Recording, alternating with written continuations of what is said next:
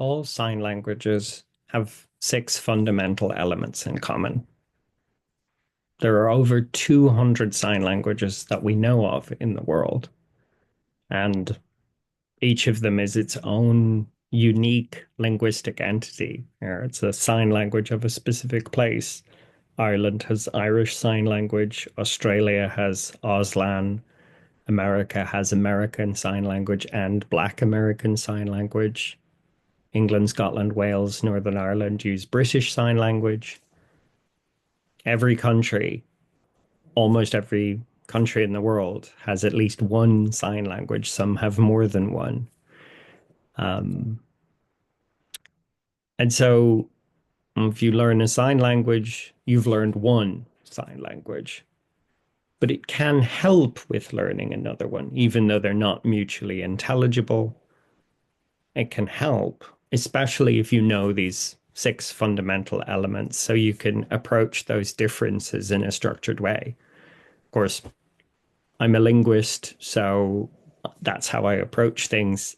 Everyone's different, but hopefully this series of videos about these six elements will help.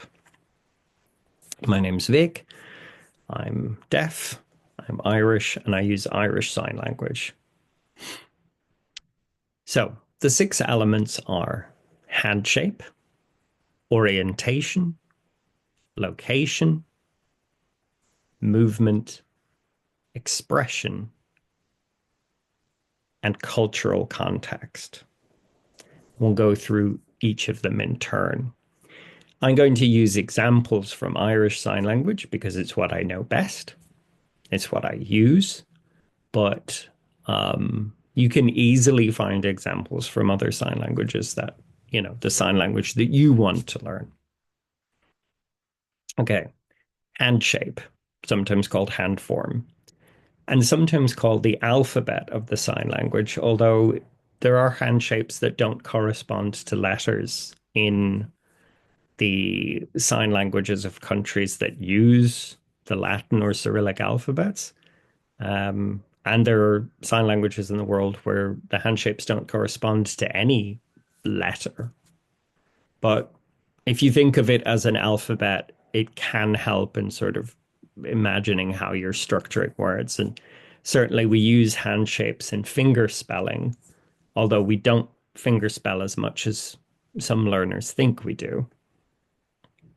Okay, so the hand shapes for Irish Sign Language would be A, B, C, D, E, F, G, H, I, J, K, L, M, N, O, P, Q, R, S, T, U, V, W, X, Y, Z, 1, 2, 3, 4, 5.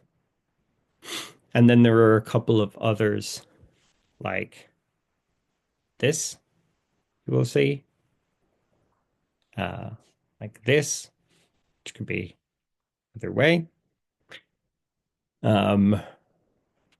Now, things like this, we might refer to it as a bent N. Um, Something like this, a closed hand, or a B with the thumb in it alongside the hand. Um, you'll also see things like the American L used in Irish Sign Language for certain words, like later. So these are hand shapes. You need to be able to do the hand shapes with your dominant hand and your weak hand. Those are the terms that are used in Irish Sign Language.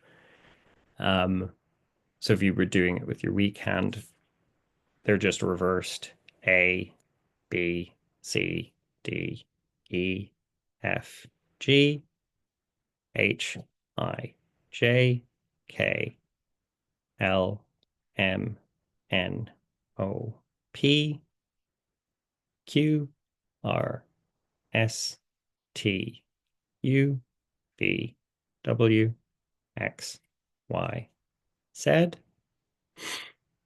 One, two, three, four, five, closed hand, bent fingers, American L, and so on. So hand shapes are something that you really need to master if you want to learn a sign language. You need to find out what the hand shapes of that language are. There's plenty of references for those. And then you need to really drill them so you can do them on command. You won't find yourself fingerspelling very much, as I said. I mean, you fingerspell names, you fingerspell maybe words you don't know. But there's never a situation where you're going to be fingerspelling a whole sentence. However, the hand shapes are used to form all of the words.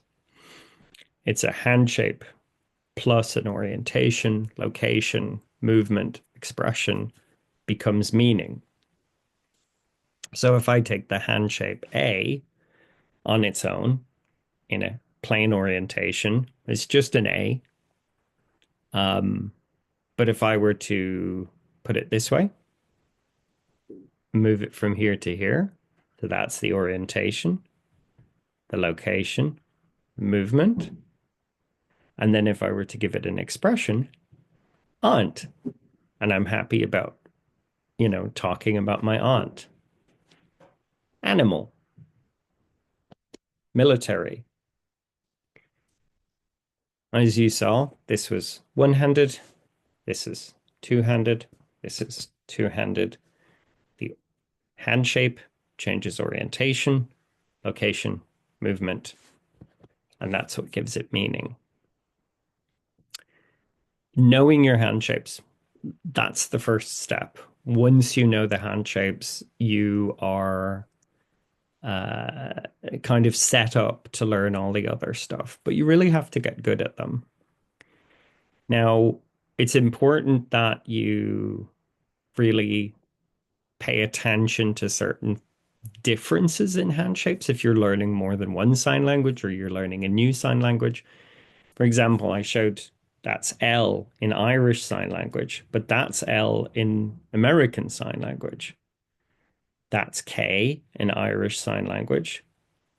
I believe something like that is K in American Sign Language, something with that kind of positioning. So, be careful that you're actually learning the hand shapes for the sign language that you're going to be using. Um, it can be very confusing if you think you're making a K shape, but you're actually making a completely different hand shape for that language or one that doesn't exist in that sign language. So practice your hand shapes, practice them with both hands, practice doing them individually and at the same time. Um, and there's a great challenge where you try and do them backwards because a lot of people tend to, they learn A, B, C, D in that order. And so then they remember them in that order. But it's good to also challenge yourself to do them in other orders, backwards, and so on. Um,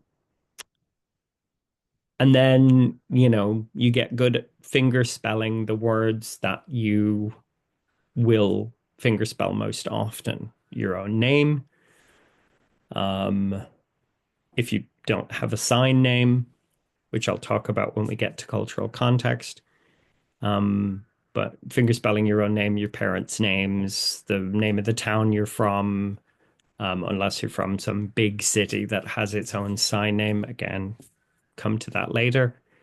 Um, the names of animals that you have, maybe some more complex terms that you wouldn't run across the sign so easily.